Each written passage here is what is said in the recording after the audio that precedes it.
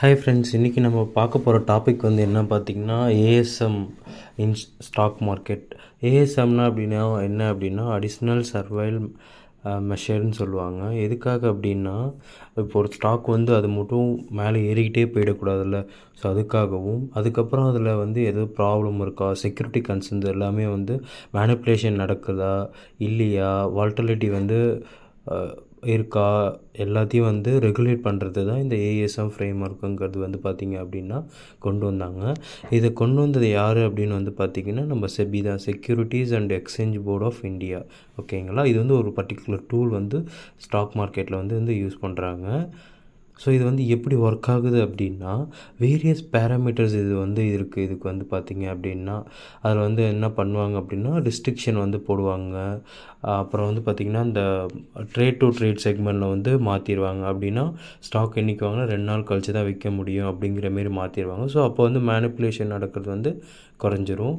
அதுக்கப்புறம் வந்து பார்த்திங்கன்னா எக்ஸ்சேஞ்ச் வந்து செக் பண்ணிவிட்டு அதில் எதுவுமே இல்லை, பிரச்சனையே இல்லை அப்படின்னா மட்டும்தான் அதை வந்து ரிலீஸ் பண்ணுவாங்க ஃப்ரெண்ட்ஸ்.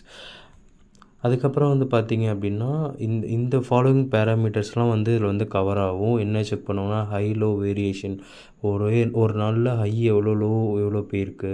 அதுக்கப்புறம் வந்து பார்த்திங்கன்னா இந்த close to close price variation, அது மார்க்கெட் கேபிட்டலைசேஷனை வச்சு பண்ணுவாங்க. இப்போ ஒரு ஒரு ஒரு ஒரு ஸ்டாக் வந்து பார்த்திங்கன்னா 500 கோடி இருக்குன்னா அந்த 500 கோடிக்குள்ளார அது ட்ரேட் ஆகுதா இல்லை எப்படின்னு சொல்லிவிட்டு அதை வச்சு பண்ணுவாங்க. வால்யூம் வந்து கண்டினியூஸாக 2 to 3 days வந்து பார்த்திங்கன்னா எப்பயுமே இருக்கிற வால்யூமை விட ரொம்ப அதிகமாக வால்யூம் ஆகுது, டெலிவரி பர்சன்டேஜ் ரொம்ப அதிகமாக ஆகுது அப்படிங்கிற கேட்டகரிலையும் வந்து அவங்க வந்து செக் பண்ணுவாங்க. அதுக்கப்புறம் வந்து பார்த்திங்கன்னா number of unique PAN numbers. இப்போ எல்லாமே வந்து பார்த்திங்கன்னா சென்னையாக இருக்கட்டும், எஃப்ஐஆர் இருக்கட்டும், யாருக்காக இருந்தாலும் இந்த பேன் நம்பர் வந்து இருக்கும். ஸோ அதை வச்சு வந்து செக் பண்ணுவாங்க. ஸோ எதுக்காக இந்த ஏஎஸ்எம்ங்கிறது அதுதான் ஆல்ரெடி நான் சொன்னது. இப்போ ஒரு ஸ்டாக் வந்து வேக வேகமாக மேலே ஏறினாலும் வந்து பிரச்சனை. அதுமாரி இப்போ வந்து பார்த்திங்கன்னா ஒரு ஸ்டாக் இருக்குது, அது வந்து கண்டினியூஸ் லோயர் சர்க்கியூட்டாக அடிச்சிட்ருக்கு அப்படிங்கும்போது பிரச்சனை இல்லை. ஸோ அதோட வால்டிலிட்டி வந்து செக் பண்ணுறதுக்கு இன்வெஸ்டரோட ஃபண்டு வந்து லாஸ் ஆகாமல் இருக்கிறதுக்காகவும் வந்து இதை வந்து முக்கியமானது கொண்டு வந்திருக்காங்க. மெயினாக வந்து பார்த்திங்கன்னா டிரான்ஸ்பரன்சி வந்து இருக்கணும் அப்படிங்கிறதுக்காக.